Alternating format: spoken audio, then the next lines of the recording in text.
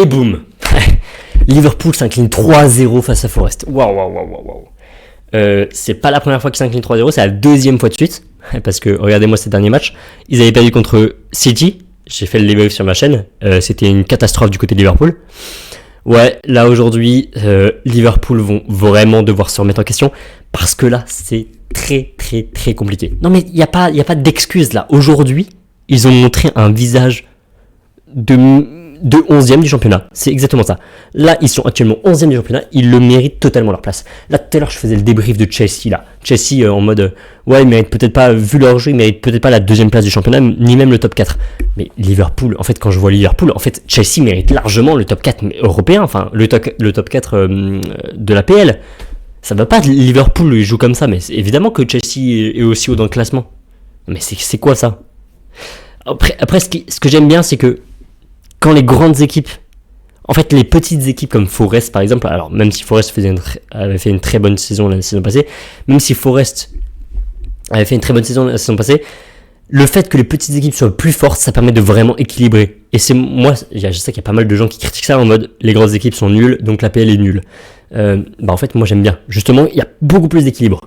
On voit Liverpool qui s'incline face à Forest. Alors évidemment c'est un Liverpool en très mauvaise forme qui s'incline face à Forest, mais quand même, il y a plein d'exemples comme ça, où les petits renversent des gros. Et à part un Wolverhampton qui est complètement largué, ça arrive régulièrement. Et ça, c'est ce que j'aime bien dans la PL. Alors, voir un 3-0, ça m'inquiète quand même.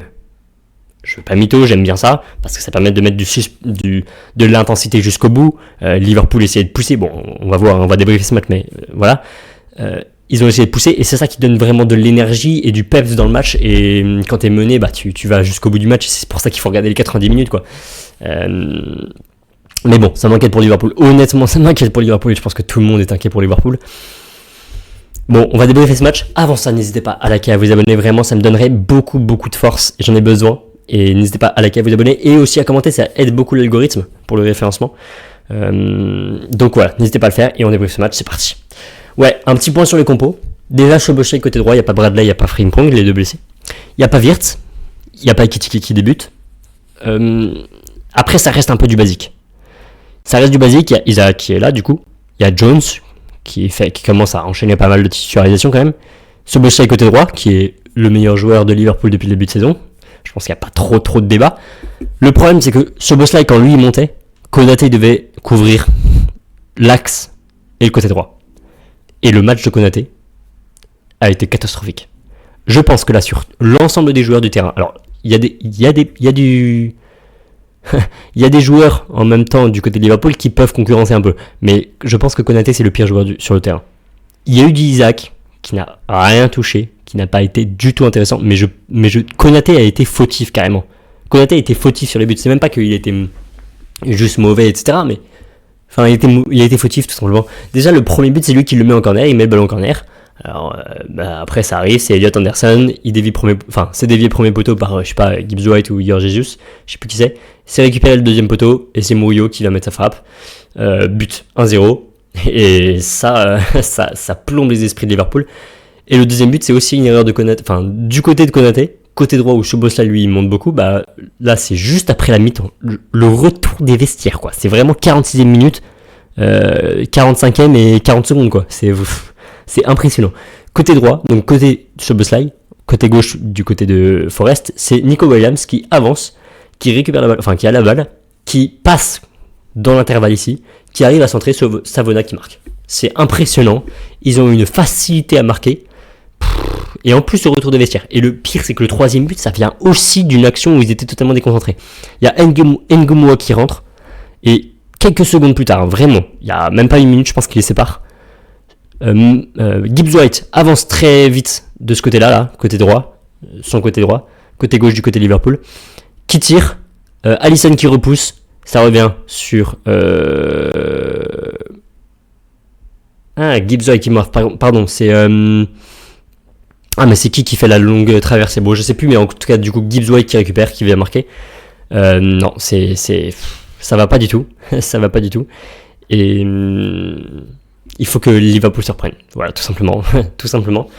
Là, les joueurs qu'on peut remarquer qui ont été plutôt bons du côté de Liverpool, c'est Gakpo, je trouve qu'il a été le plus intéressant, du début à la fin. Il n'est pas sorti de son match. Lui, il a voulu tenter. Après, il n'a pas le niveau nécessaire pour faire la différence tout seul dans son équipe. Il n'a pas le niveau nécessaire, il a besoin de son équipe pour enfin, c'est pas un Léo Messi non plus, il va pas faire la différence à lui seul. Mais depuis le début de saison, j'ai l'impression que Gakpo, c'est un gars qui est assez constant. C'est pas le meilleur de son équipe à chaque match. Bah, peut-être là que si, c'est peut-être le meilleur de son équipe, mais c'est pas le meilleur de son équipe à chaque match. Et pourtant, il est constamment constant. Et il y a un autre joueur aussi qui fait un peu le contraire de son début de saison. Début de saison extrêmement nul, vraiment décevant. Et bah Salah, là, il a retrouvé un peu de jambes. Alors c'est encore du mauvais Salah, hein. C'est pas le Salah de l'année dernière. C'est là qu'il y a encore beaucoup de pertes. Il a pas, c'est pas l'énorme Salah de l'année dernière qui marque plein de buts et qui fait plein de passes D et qui passe tous ses joueurs et qui fait sa spéciale se réaxer et tirer en lucarne enroulé.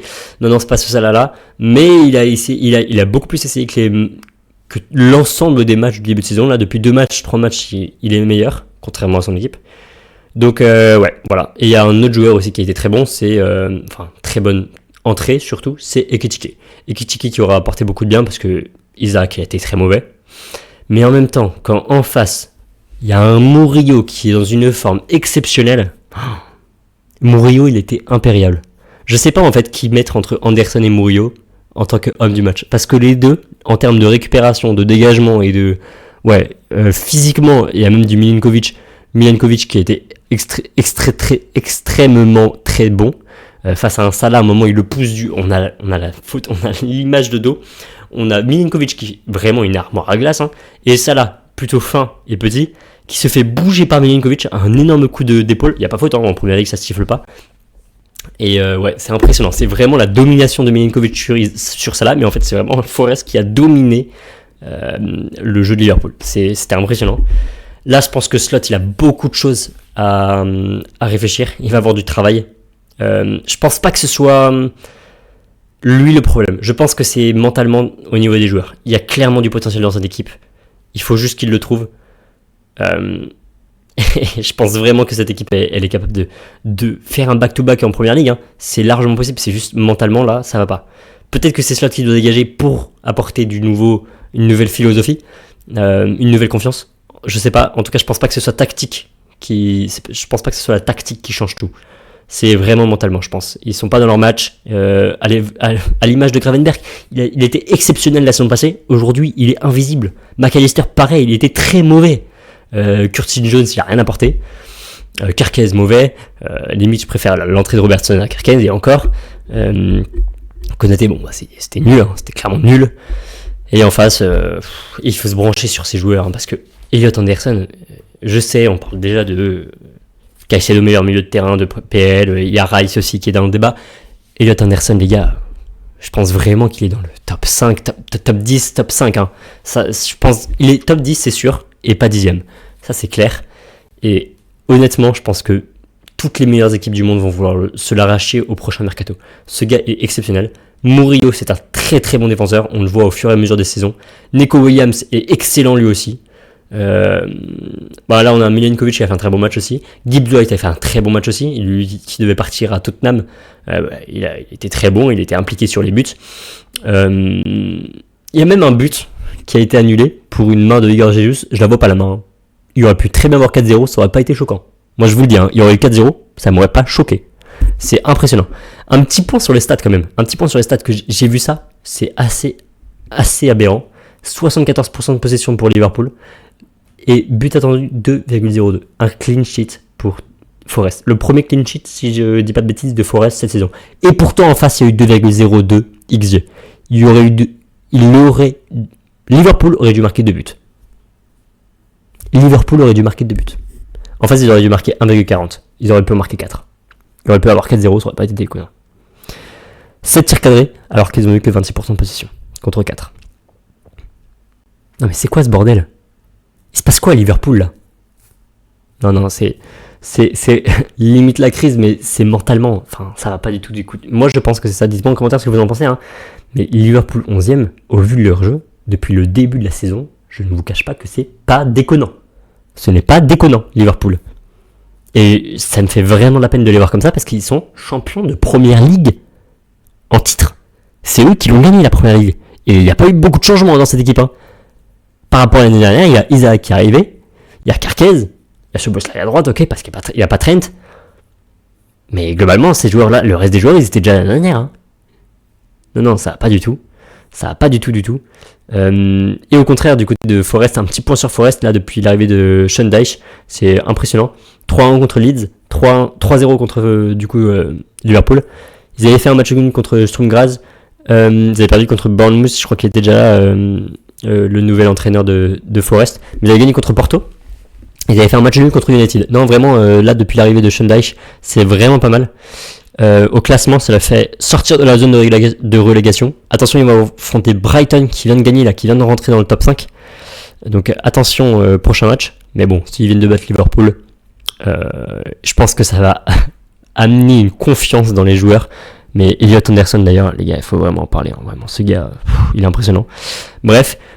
Et du côté de Liverpool, eux c'est très compliqué. Hein. Ils avaient gagné contre le Real, mais 3-0, défaite 3-0 contre City et contre Forest. Ils avaient gagné contre Villa, mais avant ils avaient perdu aussi 3-0 contre Palace. Ils avaient perdu 3-2 contre Brentford. Ouais, vous voyez, il y a beaucoup de rouge. Et avant le 23 septembre, c'était que des matchs qui gagnaient. On en avait déjà parlé, hein, mais c'était que des matchs qui gagnaient dans les dernières minutes. C'était vraiment des matchs à l'arraché. Dans le jeu, c'était mauvais. Donc c'est très compliqué pour eux. Et leur prochain match à Liverpool, ça va être le PSV Eindhoven. Là, ça va être mercredi en Champions. Il va falloir que... Bon, en Champions, ça va un peu mieux. C'est différent. Mais va falloir qu'ils assurent. Par contre, la semaine prochaine, s'ils perdent contre West Ham ou qu'ils font un match nul contre West Ham, ça va pas du tout. Là, c'est limite le match de Slot. Hein. Slot, il va se remettre en question. S'ils perdent contre West Ham... je suis pas sûr qu'il tiendra longtemps encore. On va voir. En face, c'est quand même une belle équipe de Forest aujourd'hui, on a vu. Donc voilà. Dites-moi ce que vous en avez pensé en commentaire de ce match. Moi, j'ai beaucoup aimé parce que vraiment, quand tu as une équipe faible qui a du niveau face à une grosse équipe, bah pour moi, c'est ça le beau foot. C'est-à-dire qu'il y a de l'intensité du début à la fin. C'est pas une équipe qui se repose sur ses lauriers à la 55e minute parce qu'il y a 3-0. Non. Forest, ils savent qu'il y a un danger permanent avec Liverpool. On voit avec le momentum. Bon, bah voilà, il n'y a que Liverpool qui a la balle. Donc ouais, moi c'est ça que j'aime bien. Je sais qu'il y a pas mal de gens qui critiquent le fait que les grosses équipes soient très faibles et que du coup ça apporte une première ligue mauvaise. Moi j'adore ça justement. J'adore ça, je raffole de ces matchs. Et au contraire, ils sont maintenant, Liverpool, très très loin de Arsenal. 26 points, waouh, ils ont 18 points. 8 points d'écart. Non, c'est très mauvais. Donc voilà, et encore, Arsenal n'a pas encore joué, il joue contre Tottenham demain. On se dit à très vite, on va se quitter là-dessus. Portez-vous bien et on se dit à très vite. Ciao.